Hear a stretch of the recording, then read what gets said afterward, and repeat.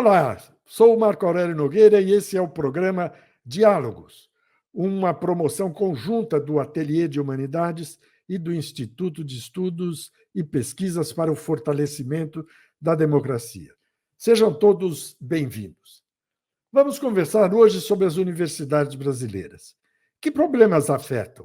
Como estão respondendo as universidades a eles? Como estão as universidades? O Brasil conheceu um período áureo, quando o ensino superior começou a ser efetivamente instalado entre os anos 30 e 50 do século passado. A USP, a Universidade Federal da Bahia, a Universidade de Brasília foram grandes referências do período, cada uma delas com sua distinção. A Federal da Bahia, por exemplo, casa do nosso convidado de hoje, foi pioneira na conexão entre a vida acadêmica e a cultura popular, entre a universidade e a cidade, o que impulsionou importantes manifestações culturais de vanguarda. Durante o regime militar, as universidades não tiveram vida fácil, sofreram pesada repressão e ingressaram em outra fase. Progressivamente, foram convivendo com crises seriais e perdendo alguma tração, ainda que com notáveis exceções.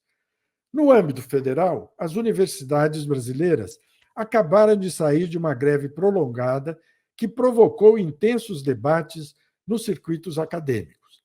A greve terminou do mesmo modo que começou, com a aceitação de uma proposta do governo de escalonar alguns aumentos salariais para 2025 e 2026. Muitos, no entanto, afirmaram que a paralisação das atividades de ensino prejudicou alunos e professores. Olhando com uma grande angular, que contribuição as instituições de ensino superior estão dando para o país? Por quais motivos elas têm sido tão atacadas e vistas com tanta desconfiança? Para conversar sobre isso e analisar a situação das nossas universidades, convidei Daniel Tourinho Pérez, mestre e doutor em filosofia pela USP e professor do Departamento de Filosofia e do Programa de Pós-Graduação em Filosofia da Universidade Federal da Bahia. Daniel, é um prazer recebê-lo e poder dialogar com você. Oi, Marco. Prazer é todo meu de estar aqui nesse 2 de julho, data importante para a Bahia, batendo papo contigo nesse espaço, que eu acho uma iniciativa muito importante. De repente, essa é uma tecnologia que a gente vem usando cada vez mais, sobretudo no período da pandemia, se usou muito, mas que ficou. E que bom que ficou, que permite que pessoas que intelectualmente muito afins, mas que tem uma distância aí no espaço, eu aqui na Bahia, você em São Paulo, a gente possa, sem muita dificuldade, bater esse papo, conversar, e acho que sobre um assunto que interessa não só a nós, mas a sociedade brasileira como um todo. Iniciativas como essa, do Ateliê, do Instituto de Estudos e Pesquisa para o Fortalecimento da Democracia, são fantásticas. Eu acho que, enfim, é muito bom estar aqui.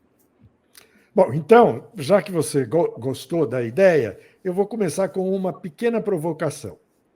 A universidade brasileira, de modo geral, não apenas as federais, mas todas, vem se debatendo nos últimos anos com uma crise que, em última instância, provoca muita insatisfação e muita exasperação nos ambientes acadêmicos. É uma espécie de desarranjo que não se esgota nos efeitos das políticas governamentais seguidas para a educação superior ou para o ajuste do setor público. Também não é algo que possa ser explicado por uma escassez de recursos financeiros, que evidentemente existe, e que costuma ser chamada de sucateamento da universidade pública. Minha impressão é que estamos em meio a uma mudança paradigmática. A recente greve das federais, um procedimento que tem sido seguido ao longo dos últimos anos, pode ser vista por esse ângulo, ou há outras determinações para explicar a questão da greve e o mal-estar que existe nas universidades? Bom, é uma pergunta difícil, porque são vários... Na verdade, ela reúne vários pontos, Vou tentar pegar do final, quer dizer, né, essa greve. Né? Claro que essa greve, né, ela responde, né, ao diagnóstico, né, de que a universidade passa por um momento delicado. Né? As verbas têm se mostrado insuficientes, tá, para a manutenção, mesmo do dia a dia das instituições. Né? Os orçamentos hoje são insuficientes para as universidades, enfim, fazerem frente aos seus custos de água, luz e vários outros. Né? Também a questão salarial dos professores tem sido, né, objeto já de atenção. Ao longo de muito tempo, ele vem paulatinamente se deteriorando. Né? Agora, veja, né, o que eu acho que há de novo, digamos assim? Né? Eu acho que no corpo docente, a universidade reconheceu uma mudança muito grande. Né? Do Reúne para cá, mais ou menos ali de 2010 para cá, a gente pode dizer que o corpo docente das universidades, sobretudo das universidades federais, fora, né, do eixo aí Rio, São Paulo, Minas, né, sofreu uma mudança muito grande. Né? Os professores que chegam são professores que vêm com outras experiências, e isso é muito rico, mas gera algumas tensões também. Né? Porque é claro, né, que as universidades elas têm as suas especificidades, elas têm as suas questões locais também. Né? Então, e a greve acaba sendo um pouco, digamos assim, né, aquela bandeira que unificou muito esse corpo docente, tá certo? Né, que começa, né, a se conhecer de 10 anos para cá. Tá? O período do governo Bolsonaro foi um período absolutamente tenebroso para as universidades, em que a gente só pôde, na verdade, se defender, tá certo? Né? Sem ter possibilidade de, digamos assim, conquistar nada, né, numa pauta nossa propriamente. Agora, voltamos a um governo que olha para as universidades, né, e compreende as dificuldades que nós passamos, e aí a greve acaba sendo quase que uma resposta natural. Tá? Agora, claro que ela traz muitos prejuízos para os professores, porque desarranja, digamos assim, os nossos calendários de pesquisa, de encontros, de discussões. Né? Ela também é muito ruim para o corpo discente, sobretudo um corpo discente de alunos mais carentes, que precisa da universidade estar funcionando regularmente, que depende da universidade, em certos casos, de modo, inclusive, grave, do ponto de vista da sua subsistência. Então, tudo isso cria realmente muitas dificuldades.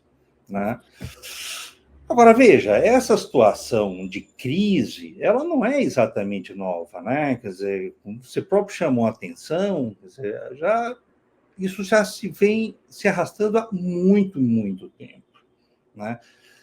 A universidade, bom, é verdade, a Universidade de São Paulo surge ali nos anos 30, mais ou menos, tem a Universidade do Brasil também, no Rio, que é mais ou menos da mesma época, mas a grande maioria delas surge dos anos 50 para cá. Né? Eu acho que, por exemplo, a Universidade Federal da Bahia, né? Ela surge nos anos 50. Né? E não passa muito tempo do seu nascimento, ela já enfrenta uma ditadura de 20 anos. Depois, governos Collor, que não foi exatamente um governo que olhou para as universidades. Ao contrário, o governo Collor, me lembro na época, ele extinguiu a CAPES, Depois, agora, mais recentemente, o governo Bolsonaro. Então, digamos assim, em normalidade democrática, no sentido de um governo democrático que escuta a opinião pública, que dá atenção às universidades, né, se a gente considerar dos anos 50 para cá, a gente tem uns 30, 40 anos só. Né?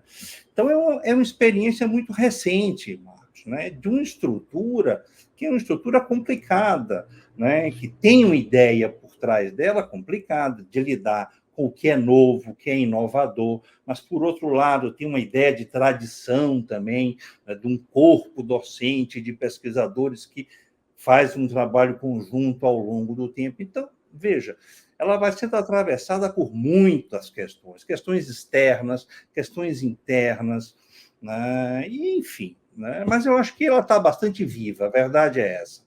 Né? Com dificuldade, sofre, né? Mas está aí, está cumprindo o seu papel. Né? Não, com certeza. Deixa eu aproveitar uma coisa que você falou, Daniel, para devolver para você. Você mencionou, se eu entendi bem, que a universidade hoje, vamos dizer, particularmente aquelas que estão fora do eixo Rio-São Paulo, mas eu acredito que nem tão fora assim, estão vivendo uma espécie de mudança de geração, né? Porque muitos novos pesquisadores estão indo para essas universidades, ou quando elas se expandem, ou quando precisam substituir professores e pesquisadores que se aposentam ou que saem da universidade. Isso cria algum tipo de tensão, porque a universidade, como você bem falou, é uma casa de tradições. Cada unidade, cada área tem a sua bagagem de tradições que costumam ser valorizadas bastante, né? Certos ritos, certas rotinas, uma série de coisas assim. A nova geração, ela vem com uma mentalidade, creio eu, pouco adepta da rotina e da tradição, né? Porque elas foram formadas em outro contexto, com outras dinâmicas e outras influências. E aí eu completo a pergunta dizendo assim, sobre as duas gerações, as duas ou três, as novas e as mais velhas, se abate o efeito da busca de produtividade. A busca de produtividade não te parece ser a busca da produtividade intensiva, né? Quase como que o único resultado importante da vida acadêmica. Não te parece que esse quadro cria uma tensão excessiva nos ambientes que acaba levando para uma espécie de aposta nos interesses de curto prazo? Essa é uma questão difícil também, né? Porque, veja, o modo como se trabalha hoje, o modo como se... Um exemplo trivial, né? A própria ideia de um doutorado mudou, tá certo? Um doutorado, né, há 20 anos atrás, né, era uma pesquisa de fôlego, né, que resultava num texto também de fôlego, uma pesquisa lenta, tá certo? 8 anos de duração tinha o doutorado. 8 anos de Né? duração. Em alguns lugares, por exemplo, como a França, você ainda mantém uma espécie de exigência tácita de que o doutorado não pode ter menos de 300 páginas, tá certo? Você passa desse tipo de trabalho para hoje um doutorado que já é pensado desde a sua primeira formulação da questão como um conjunto de artigos. Então, eu tenho aqui o meu doutorado, 4, 5, 6 artigos, né? E isso é um doutorado. Né?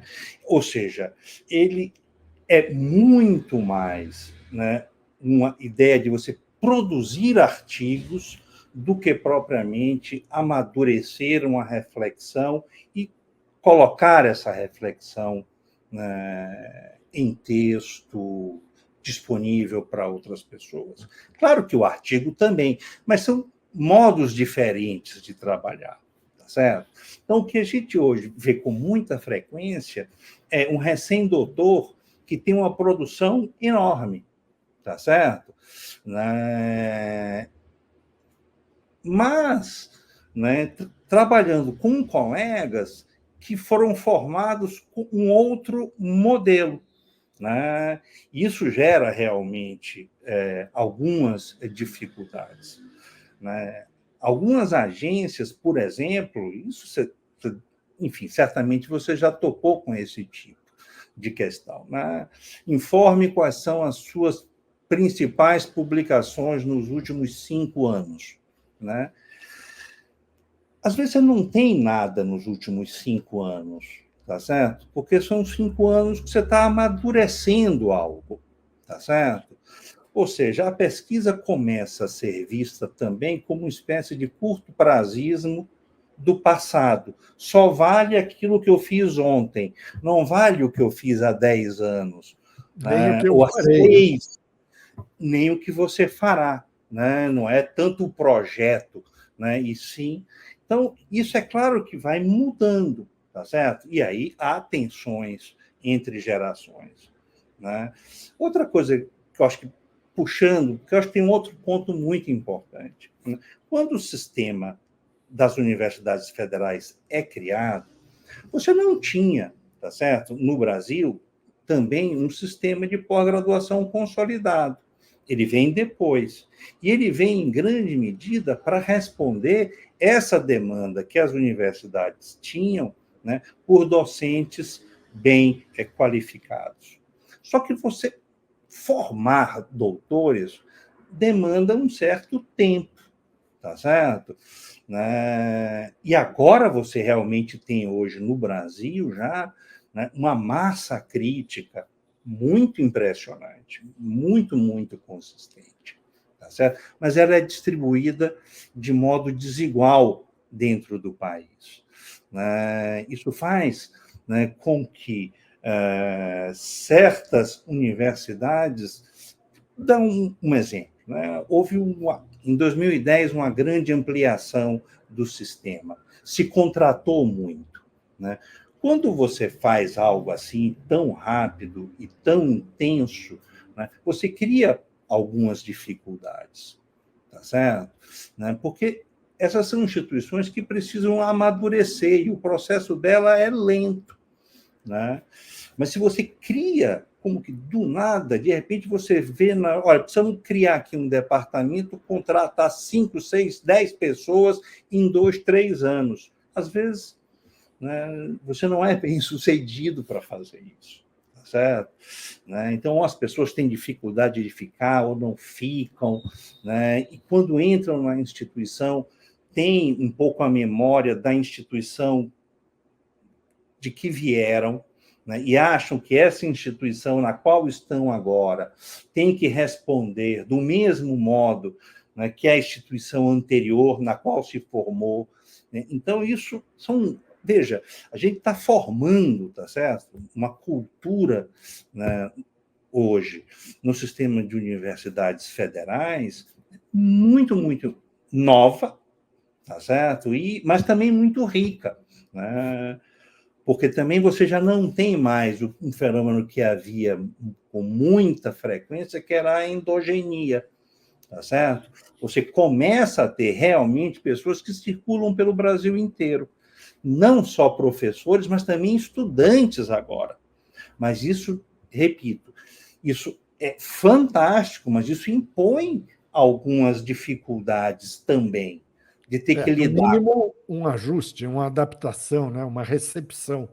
Claro, exatamente. Né? Porque, bem ou mal, chegam 10, 15, né, numa instituição, essa instituição reage, ela demora um pouco, né? Enfim, é um processo lento, mas que se resolve.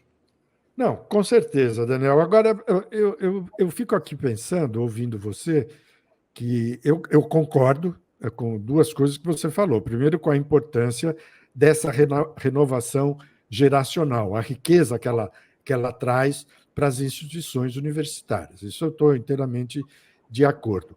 Agora, eu acho que nos últimos anos, as universidades também apostaram muito na pós-graduação, né? E isso acabou, pelos dados que eu obtive ao longo desses últimos meses aí, o que acabou gerando um excesso de doutores, entre aspas, né? Muita gente que passa pela pós-graduação e depois vai cuidar da vida em outra área que não a da pesquisa ou do ensino superior, né? Isso é um problema. Eu agrego a isso, e devolvo para você, um segundo problema, que na verdade não é um problema, é o que me parece ser um processo curioso. Hoje, eu vejo, observo assim de longe, porque eu não estou mais na vida ativa da universidade, muitos jovens com pouco interesse pelo ensino superior, né? Como se o ensino superior não agregasse a eles alguma qualidade diferencial. Mas, ao mesmo tempo, a universidade se tornou alvo de expectativas sociais dilatadas, né? E teve seu custo aumentado e passou a ser cobrada pelos governos, pela opinião pública.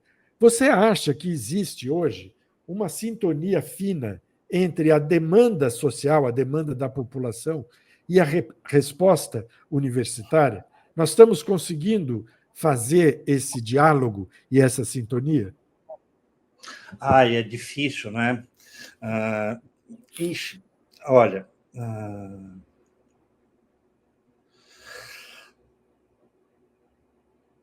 eu vou tentar fazer uma distinção que eu não sei se vai ficar clara, mas enfim, né? Vamos separar o que é interesse da população do que é o interesse da sociedade, né? Por interesse da população, o interesse de todos os indivíduos, né? Olha, fulano tem interesse né, de ter um bom salário, um bom emprego, né? E aí ele quer a formação que vai dar a ele acesso a esse mercado de trabalho, né? Agora, você tem o interesse da sociedade, né, que ela tem os seus problemas e ela precisa de um espaço onde esses problemas sejam trabalhados, refletidos, tentando encontrar alguma solução para eles, né? Eu acho, né, que a universidade deveria se preocupar com este tipo de questão, tá certo? Né? Quais são os problemas sociais? E não está, digamos assim, preocupada com o interesse da população, digamos assim, ou dos populares, né? Tá? Uma coisa que eu vejo volta e meia formulada, né, é um pouco a necessidade da universidade dar resposta ao mundo do trabalho. Eu só acho que é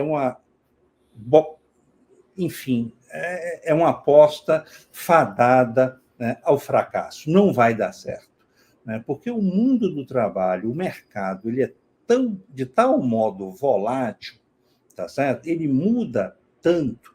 Novas profissões surgem, antigas profissões desaparecem, tá certo? Que eu acho que a universidade não deveria olhar para este tipo de questão, né? Eu acho que ela precisa olhar para as grandes questões, né? Vou dar um exemplo, tá? Você tem um curso de arquitetura. O curso de arquitetura é um curso fundamental, tá certo? Você precisa, tá certo, ter bons arquitetos. Não apenas, né, para fazer bons projetos de casa, mas também pessoas que estejam pensando a arquitetura. É um campo de saber muito bem definido, tá certo? Sobretudo Agora, quando reunido com o urbanismo, né? sobretudo quando reunido, ou seja, vários problemas que nós temos hoje exigem o quê? Um pensamento do arquiteto, do urbanista, tá certo? Agora, outra coisa são as diversas profissões a que um arquiteto pode se dedicar, né? Por exemplo, decoração, né? Não vejo muito sentido da universidade aí abraçar algo dessa natureza, percebe? Um curso superior em decoração. Existe? Existe. É bacana que existe? É bacana, né? Precisa estar na universidade? Não sei. Acho que não. Ou seja, se a gente acha que a universidade vai ter que cobrir todas as profissões, essa é uma tarefa impossível, tá certo? Ela não pode cobrir isso. Ela precisa, eu acho, se concentrar, né, nas grandes áreas, né, ciências humanas, e aí história, filosofia, sociologia, mas também nas biológicas, nas médicas, nas engenharias, e deixar, tá certo, que o mundo do trabalho, né, e o mercado se resolvam com, digamos assim, formações muito específicas. A gente poderia dizer nichadas, né? Tá? Não é a questão da especialização, porque, evidentemente, que nas grandes áreas, nas áreas onde há muita massa crítica, conhecimento e ciência acumulada, né, a especialização é fundamental. Né? Mas eu acho que há certos setores que são mais fugazes. Né? E aí as universidades não precisam responder a essa demanda. Se a gente vai no século XIX, as universidades tinham 5, 6 cursos, também não era o caso. Não é isso que eu estou dizendo que é para voltar. Mas também não vejo porque 60 cursos numa universidade, percebe? Aí eu acho que já virou, enfim. Né? Então, deixa eu te provocar nesse ponto, Daniel. Se a universidade não se preocupar, isso é uma provocação, hein? Uhum. Não se preocupar em formar pessoas para o mercado de trabalho, qual deve ser o objetivo das universidades? Elas devem buscar quais resultados? Não, elas devem formar pessoas, tá certo? E ao formar pessoas, ela forma para o mercado de trabalho também, tá certo? Né? Certo. Também. Né? Mas o que ela precisa é formar pessoas, tá? Uma pessoa bem formada, né? Hoje talvez nem tanto, né? Mas há não muito tempo atrás, né, a formação em engenharia abria para um leque enorme de profissões. Né? Você chegava no mercado financeiro, basicamente as pessoas que estavam lá eram engenheiros, tá certo? Né? Por quê? Porque eles tinham uma formação, que é a formação do politécnico. Né? E pronto. Né? Você não precisa formar alguém, digamos assim, curso de administração de fundos de pensão, porque senão você vai abrindo janelinha, tá certo? Né? Então, eu acho que ela precisa formar as pessoas. Esse é um termo muito complicado, o que significa formar. Né? Com certeza. Eu gosto muito de dizer, Daniel, que assim, falava isso para os meus alunos e continuo pensando desse jeito. A ideia é o seguinte: quem sabe pensar bem não tem problemas de emprego. Sim. Entende? Porque em todos os lugares, pessoas que pensam bem, que têm uma boa formação em linguagem, em contabilidade mínima, né, não vão ficar para trás. Porque o Brasil é muito pobre de talentos desse tipo. Né? O mundo é pobre, não é o Brasil só. Eu acho que, se você for para os Estados Unidos e Europa, a África, a Ásia, eu acho que o problema vai se repetir. Né? Então, assim, saber pensar bem, que é uma coisa que a universidade preza, ou deveria prezar intensamente, é uma garantia de que ela está entregando à sociedade, ou ao mercado de trabalho, ou ao Estado, ou o que seja, recursos humanos, pessoas com qualidade. Não, eu acho que é por aí mesmo. Né? Eu acho que é por aí. Né? Né? Ou seja, na verdade, se formar pessoas para a vida, né? Mas num sentido muito amplo do que isso significa, tá certo? Né? Para enfrentar, sejam as questões que a política coloca, sejam as questões que o mercado coloca, tá certo? Para você dar resposta, na verdade, viver é um pouco isso, né? Quer dizer, você, né, saber ir lidando com as oportunidades que são abertas, né? E você ter, digamos assim, estofo que permita nesta oportunidade que lhe é aberta, desempenhar, né, um determinado papel. Eu acho que... e aí eu tendo a pensar que essas formações, digamos assim, mais básicas, tá certo? Sobretudo no nível da graduação, né, são muito importantes, tá certo? Né? Porque senão você já começa a especializar na graduação, né? É uma coisa, aí fica bem complicado. Agora, eu tenho um problema que está junto com esse, Daniel, que é o problema daqueles que chegam à universidade. Porque o nosso ensino médio, e mesmo o fundamental, não são particularmente bons. Né? Então, muitas vezes, nos anos iniciais de uma carreira acadêmica, de uma vida universitária, a instituição, os professores, precisam se preocupar em repor aquilo que não foi feito no ensino médio, sobretudo. Né? Quer dizer, aqueles que entram na universidade, muitas vezes pagam um preço pesado pelas falhas do ensino médio e fundamental. Né? Esse é um problema complicado para a gente. É um problema difícil, tá certo? Porque há uma distância grande, não é? E cada vez maior, me parece, entre o ensino médio e o ensino universitário, tá certo? E nós, professores, precisamos ter muita sensibilidade, tá certo? Para não transformar o ingresso dos estudantes em uma experiência traumática, tá certo? É muito difícil, mas precisa ser feito. As nossas universidades se abriram para uma população, né, como jamais se abriu. E isso é fundamental, tá certo? Você tem hoje, nas universidades, nos campi, né, uma experiência muito rica, né, que são jovens, oriundos de camadas sociais muito diversas, com experiências muito diversas, tá certo? Dividindo um mesmo espaço de formação. E a universidade precisa equalizar diferenças, né, cuja origem é anterior ao ingresso nas universidades. E isso precisa ser, sem dúvida nenhuma, cuidado. Tá certo? Quer dizer, você teria aí, no caso, duas opções, ou quer dizer, uma opção. Ou você cria uma instância de mediação entre o ensino médio e a universidade, uma espécie de, vamos dizer assim, curso preparatório, ou você reforça o ensino técnico.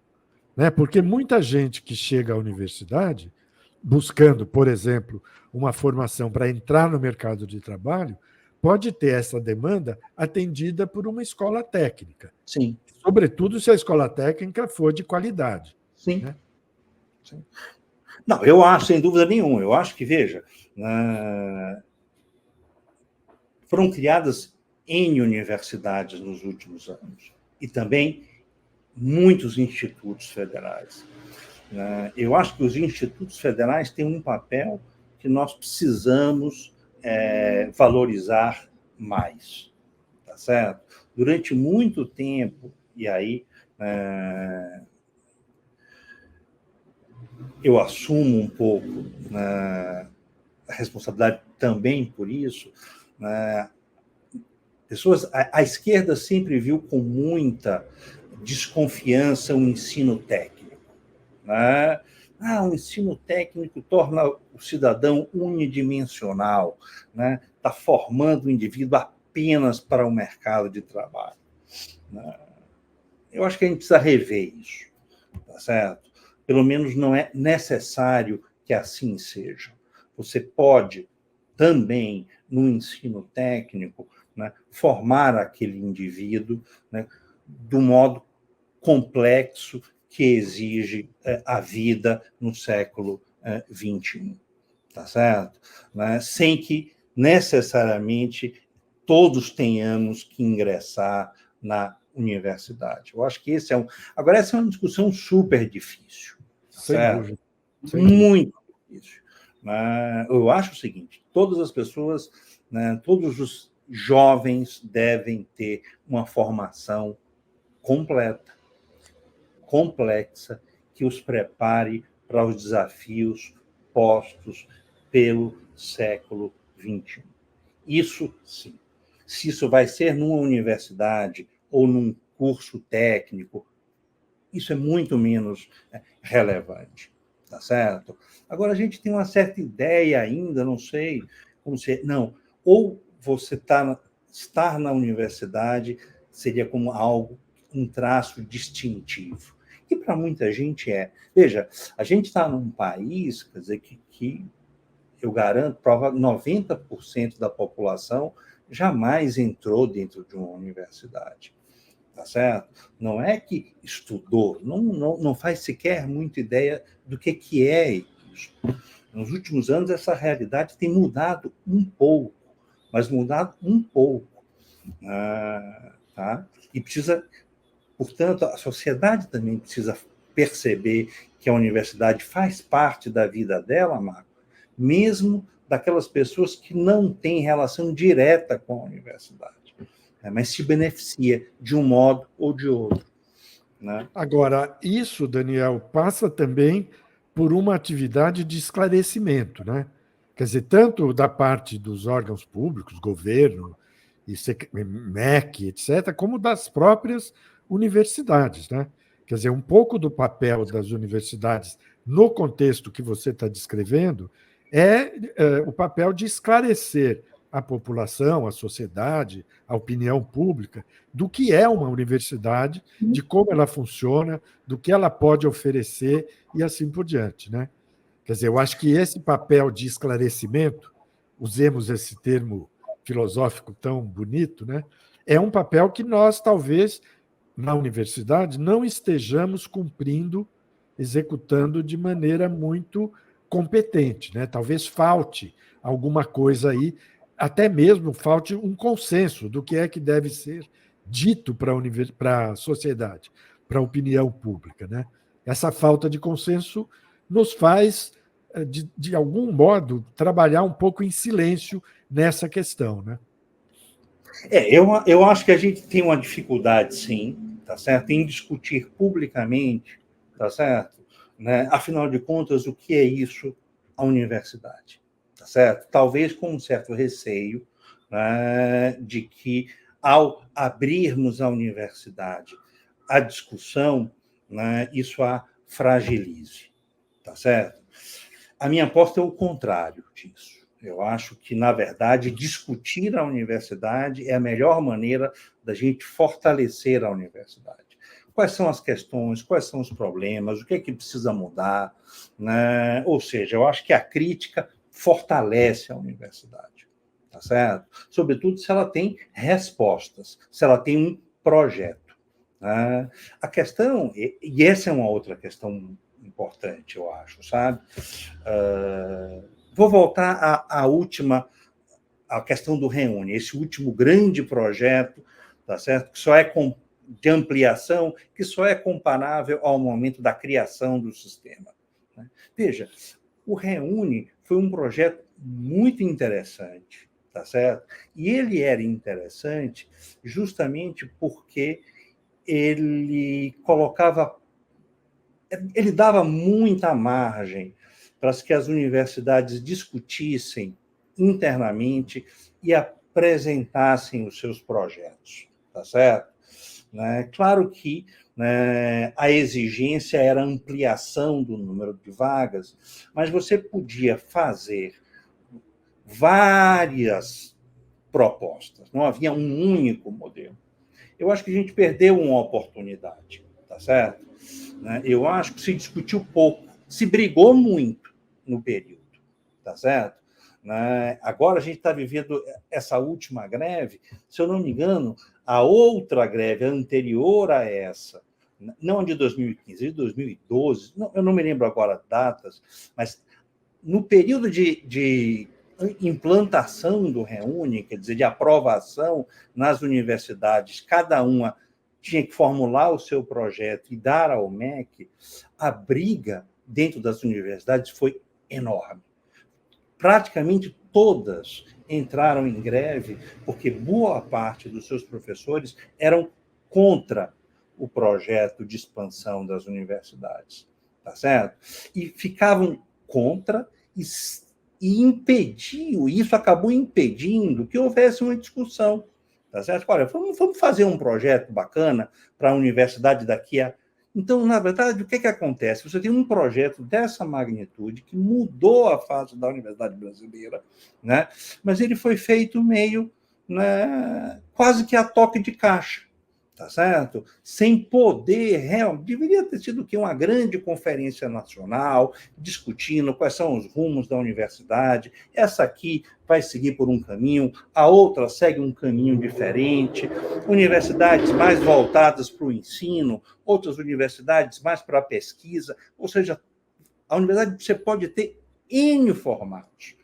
E todos os formatos precisam ser tratados com a mesma seriedade, ter a mesma dignidade, tá certo? Não é porque você faz pesquisa que você é mais do que aquele que faz ensino, né? As duas atividades são extremamente importantes, tá certo? Agora, você pode estar numa instituição onde uma certa atividade tem mais peso do que em outra, né? E isso não pode significar prejuízo, porque o que aconteceu muito no Brasil é o seguinte: como você tinha um sistema universitário cujo orçamento era engessado, e é ainda, tá certo?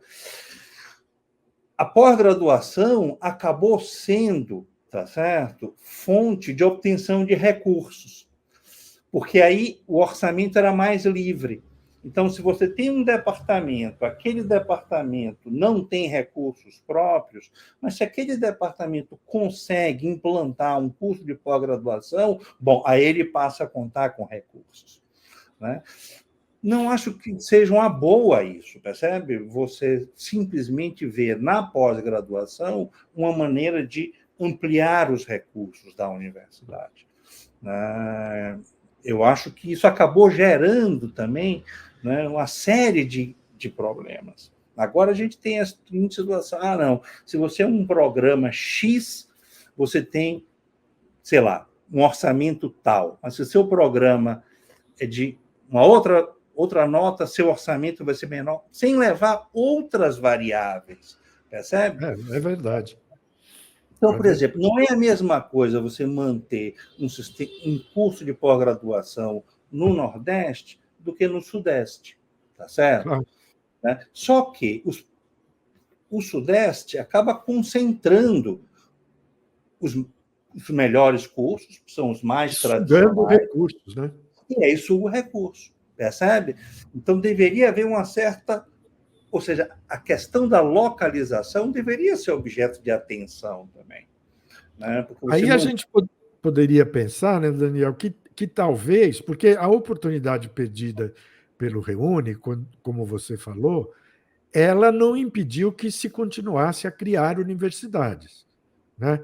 Quer dizer, não tem propriamente o Reúne não padronizou a criação de universidades. E elas continuam a ser criadas, claro que eu estou exagerando um pouco no argumento, né? Sem muito critério, a não ser o da vontade governamental de mostrar a sua preocupação com o tema, né? E isso significaria, talvez, que, em vez de mais ampliação, a gente estaria precisando de uma melhor articulação. Sem né? dúvida. Algo que juntasse melhor as coisas, inclusive corrigindo esses desníveis regionais, que são extremamente complicadores, complicam demais a existência de um sistema universitário nacional, né, brasileiro. Uhum. Não, sem dúvida. Essa questão da articulação, né, a gente tem muito que avançar nisso, sabe? Né? Até existe, né, articulação entre pesquisadores, tá certo? Verdade. Isso você encontra. né?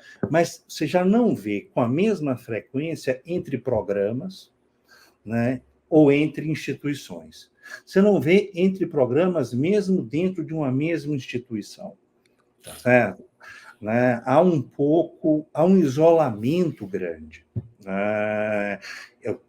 Minha pós-graduação, eu tenho aqui os meus orientandos, eu tenho este trabalho para fazer, né? E eu não converso, às vezes, com um programa que está ao lado, que trabalha com um problema muito semelhante ao meu, tá certo? Só que com a outra perspectiva.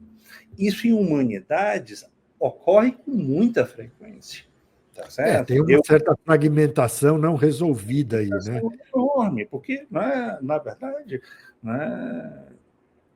os fenômenos que nós estudamos, né, devem ser abordados, seja do ponto de vista da história, da sociologia, da ciência política, da filosofia, mas a gente olha por eles só do nosso ponto de vista e tende a não conversar com um colega que está de olho na mesma questão de um outro ponto de vista.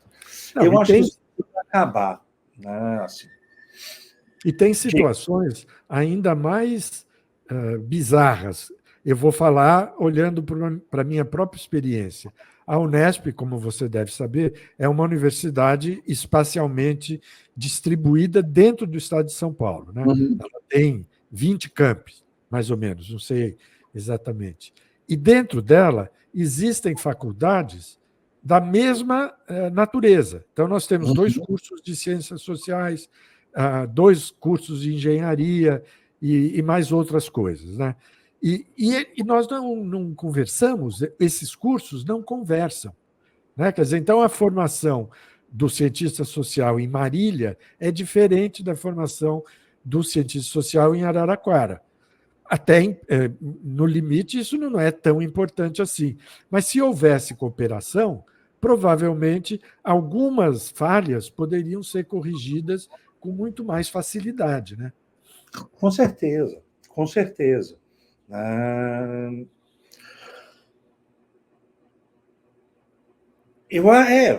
Enfim, eu não entendo muito, sabe, qual é a dificuldade que há em conversar, tá certo? Assim, né? Em chegar, olha, vamos fazer alguma coisa. Eu sempre tenho. Volta e meia eu insisto, eu procuro fazer algo nesse sentido, convido colegas de outros departamentos, mas que eu sei cujo trabalho me interessa para discutir, para participar de um evento ou outro, né? Mas é como se fosse, enfim, né, uma coisa meio xotesca até. Né? É bem verdade, né, Daniel, que não está havendo conversa no país, né? Quer dizer, de certa maneira, a universidade é parte disso. O diálogo está muito bloqueado no Brasil, né? O que é compreensível por várias razões, e não é o caso de colocar responsabilidade nisso, neste ou naquela pessoa, né? Mas o problema é que os intelectuais acadêmicos, eles talvez não se sintam motivados e sustentados pelas suas próprias instituições para se exporem livremente na esfera pública, né? Por isso que talvez eu vejo assim uma espécie de apagamento dos intelectuais acadêmicos no debate público, né? Quer dizer, claro que tem gente que está fazendo, falando, circulando, escrevendo, publicando, indo na televisão, etc. Mas nós temos muita gente e nem todos estão dispostos a fazer esse tipo de enfrentamento, vamos dizer assim, né? Com a divergência, com a contestação, com a contradição, né? Quer dizer, cada um. Isso é um pouco a situação que a gente está vivendo no mundo todo, não é no Brasil e não é na universidade, né? Quer dizer, as próprias redes nas quais estamos todos, elas dificultam muito o diálogo. Ele não está acontecendo nelas, e elas deveriam ser um campo bem privilegiado para se fazer conversas inteligentes, diálogos e assim por diante, né?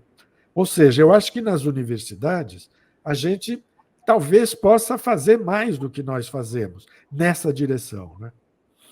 Não, eu acho, né, com certeza. Né, eu acho, né, que... Veja, né, isso que nós estamos fazendo aqui, tá certo? Isso não deixa de ser, tá certo? Uma ampliação desse espaço da universidade, né? Você tem uma experiência longa na universidade, né? Eu também tenho. A gente está aqui discutindo, nós não deixamos de ser professores universitários porque estamos aqui discutindo agora nesse espaço. Né? Pelo contrário, a gente está, no fundo, exercendo ainda o nosso papel. Né? De quê? De formar. Formar o quê? Um público, né? Acerca de um tema. Que tema? Bom, a própria universidade, no caso. Né? Mas a gente realmente, eu acho que a internet dá as ferramentas, deu as ferramentas, mas, por outro lado, há uma poluição enorme nas redes e que aí dificulta. Né? Porque, de certo modo, tende a igualar, né, quem tem uma reflexão consistente, né, e aquele que só tem a ofensa, o ataque para oferecer.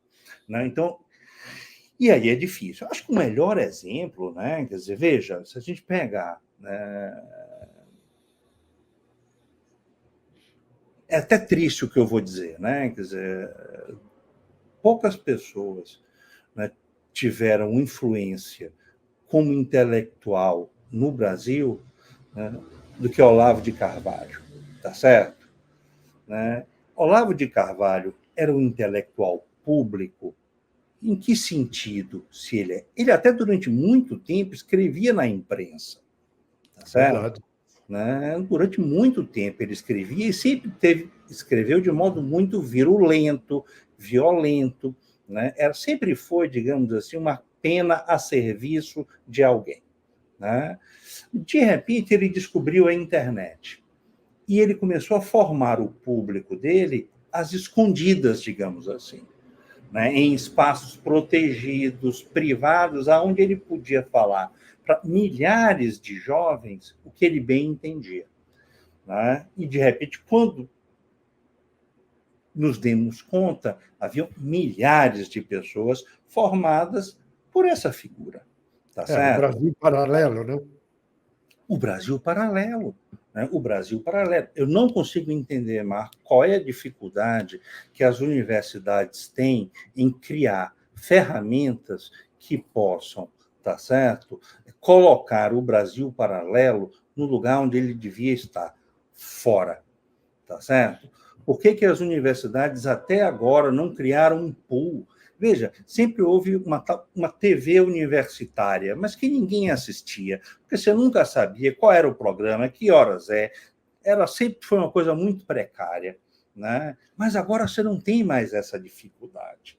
Tá certo? As universidades poderiam estar oferecendo material de primeiríssima qualidade, tá certo? Sobre história do Brasil, sobre ciências sociais no Brasil, enfim, sobre o país, ajudando o país a se conhecer, tá certo? E atingindo milhões de pessoas. Mas ela não faz isso. Eu não entendo qual é a razão. Eu me lembro, tá certo? Eu, com essa minha mania de Don Quixote, pode ser Branca Leone também, aí ia depender. Também, né? Eu me lembro, assim que Bolsonaro ganhou a eleição, tá certo? Começaram, logo já em janeiro, fevereiro, os ataques às universidades, tá certo? Né? E começou, né, todo um movimento negacionista sobre ditadura, né, sobre Holocausto, sobre uma série de questões, tá certo? Muito importantes. Né? Houve um debate numa universidade, né, aí em São Paulo, sobre justamente o negacionismo. Eu peguei um avião e fui, tá certo? Mas não fui falar. Eu fui conversar com as pessoas, tá certo? Tal era a minha angústia. Tá? Eu falei, olha, vamos tentar fazer algo para que a gente possa se contrapor a essa máquina ideológica, né, que é o Brasil paralelo. Tá certo? E a resposta que eu tive foi: ah, não se preocupe, eu acabei de ter um projeto aprovado pela FAPESP, eu vou resolver essa questão. Ou seja, uma pessoa que me dá uma resposta dessa não está entendendo o tamanho do problema, tá certo? Ele não vai resolver isso com o seu grupo de pesquisa financiado pela FAPESP. Ele tem que, na verdade, abraçar. Olha, realmente, vamos chamar, né, um pool de universidades e vamos bolar algo, né, que tenha impacto. E não pode ser alguém só da história, tem que ser da história, da filosofia, da comunicação, do cinema, da música, do teatro. Ou seja, a universidade como um corpo, percebe? Tem que responder a isso. Mas nada foi feito. Agora começa, tá certo, a aparecer um ou outro curso que as universidades, material que as universidades oferecem para o público geral, mas ainda é pouco, eu acho, sabe? Deveria ter muito mais e muito mais divulgação. A gente podia estar discutindo, fazendo coisas, trabalhando junto, mas não. Né? Ficamos aí, às vezes, né, enfim, ali fazendo aquela mesma coisa, né, durante anos, trabalhando os mesmos argumentos, os mesmos papers, tentando publicar, enfim. Né? Não. Eu acho muito difícil tudo. É uma situação complicada e acho que a nossa conversa aqui foi muito boa, Daniel. Acho que nos ajuda a entender, ou pelo menos a selecionar os temas que precisam ser olhados com mais atenção, sobretudo essa fala final tua sobre a importância de se fazer algo mais articulado que coloque a universidade na pauta, né? Não na pauta dos governos, mas na pauta da sociedade, que a sociedade aprenda a olhar para a universidade e a ser receptiva ao trabalho da universidade, né? Eu só posso te agradecer, viu, Daniel? Eu que agradeço. Nós vamos ter que encerrar aqui. E foi uma satisfação enorme conversar com você. Eu espero que as suas utopias e as minhas possam ser colocadas em prática para que a gente possa viver um tempo melhor na vida universitária, né? Te agradeço. Eu que agradeço. Super obrigado. Né? E qualquer coisa, estou por aqui. É só bater na porta. Tá ótimo, Daniel. Eu também o mesmo, viu? Grande abraço para você. Abração. Esse programa Diálogos termina aqui. Ele vai a cada 15 dias ao ar pelos canais YouTube do Instituto de Estudos e Pesquisas para o Fortalecimento da Democracia e do Ateliê de Humanidades. Até o próximo. Foi um prazer falar com vocês.